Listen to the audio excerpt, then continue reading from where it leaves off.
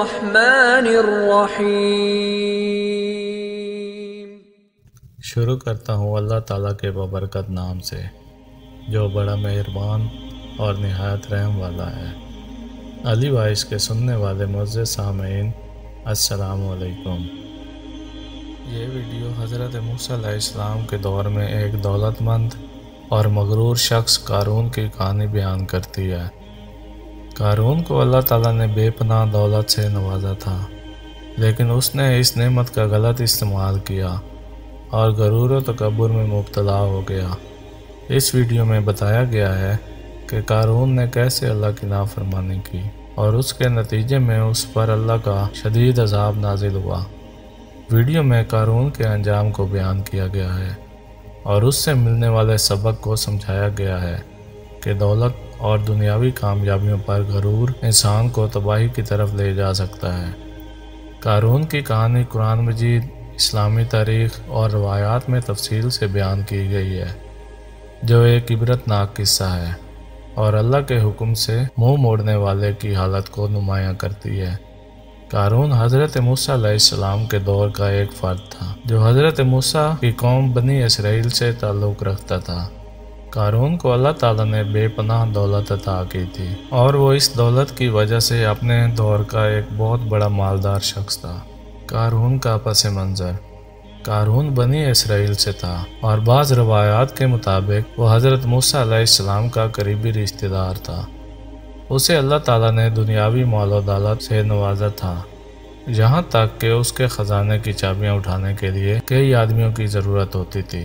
اس کی دولت اتنی زیادہ تھی کہ لوگوں کو حیرت ہوتی کہ کوئی اتنی دولت کیسے جمع کر سکتا ہے۔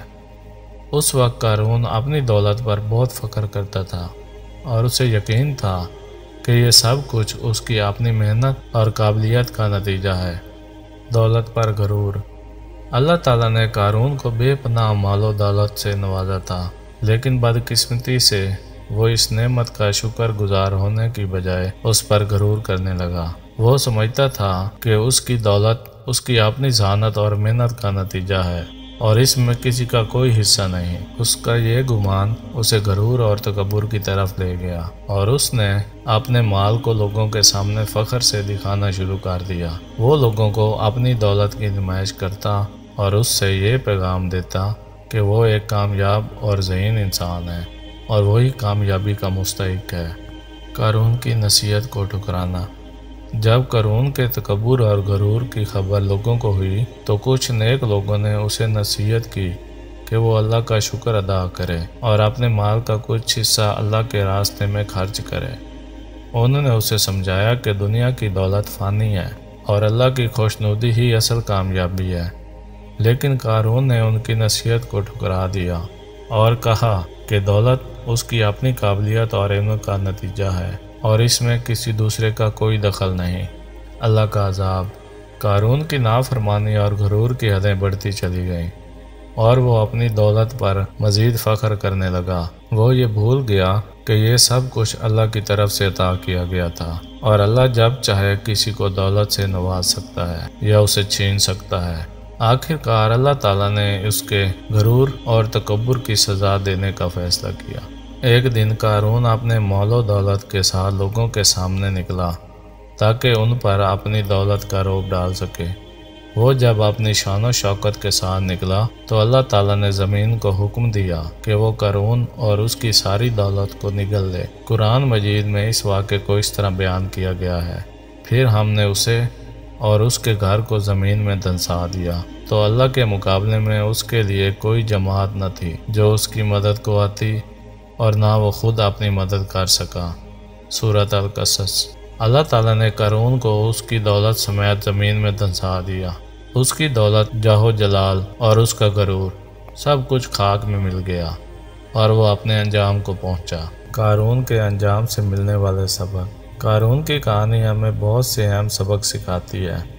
سب سے پہلا سبق یہ ہے کہ دنیاوی دولت اور کامیابی اللہ تعالیٰ کی طرف سے ایک آزمائش ہوتی ہے۔ جو لوگ اس آزمائش میں کامیاب ہوتے ہیں وہ اللہ کا شکر ادا کرتے ہیں اور اس دولت کو اللہ کی رضا کے لیے خرچ کرتے ہیں، لیکن جو لوگ دولت پر غرور کرتے ہیں اور اسے اپنی کامیابی کا ذریعہ سمجھتے ہیں وہ دراصل اپنی تباہی کی طرف بڑھتے ہیں۔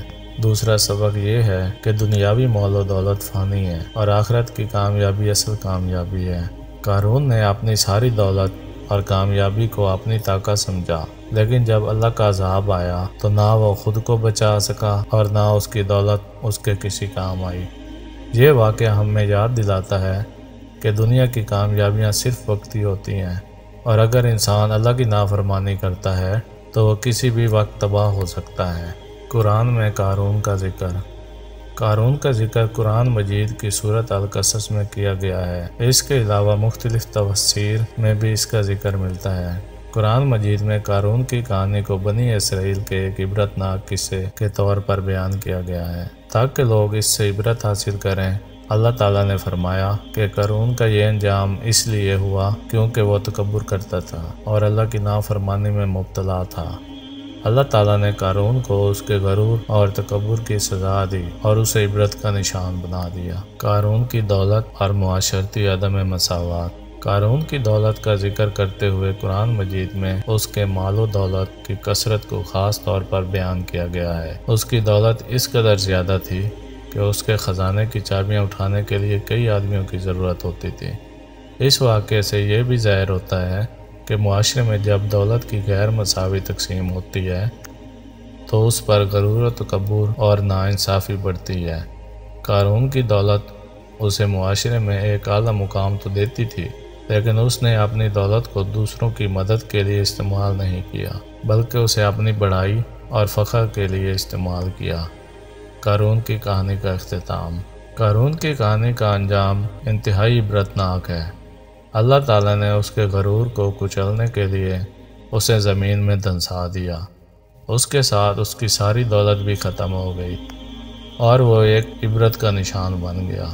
قارون کا انجام ہمیں یہ سبق دیتا ہے کہ دنیا کی دولت، کامیابیاں اور عیش و عشرت سب فانی ہیں۔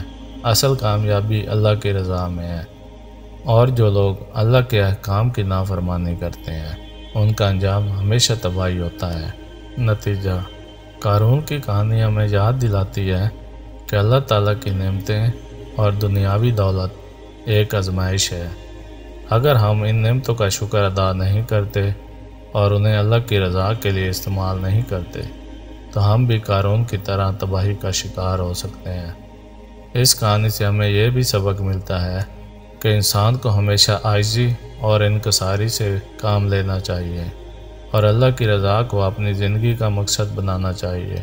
دنیاوی دولت اور کامیابیوں پر غرور و تکبر انسان کو کبھی بھی فائدہ نہیں پہنچا سکتا، بلکہ اللہ کے قریب ہونے اور اس کے احکام پر عمل کرنے سے ہی اصل کامیابی حاصل کی جا سکتی ہے۔ قارون کا قصہ ہر دور کے انسانوں کے لیے ایک سبق آموز اور عبرتناک مثال ہے کہ دنیا کی دولت و ثروت پر غرور و تکبر کرنے کا انجام ہمیشہ تباہی ہوتا ہے۔ تو دوستوں، اپنا بہت سارا خیال رکھیے گا۔ ملتے ہیں اگلی ویڈیو میں، تب تک کے لیے اللہ حافظ۔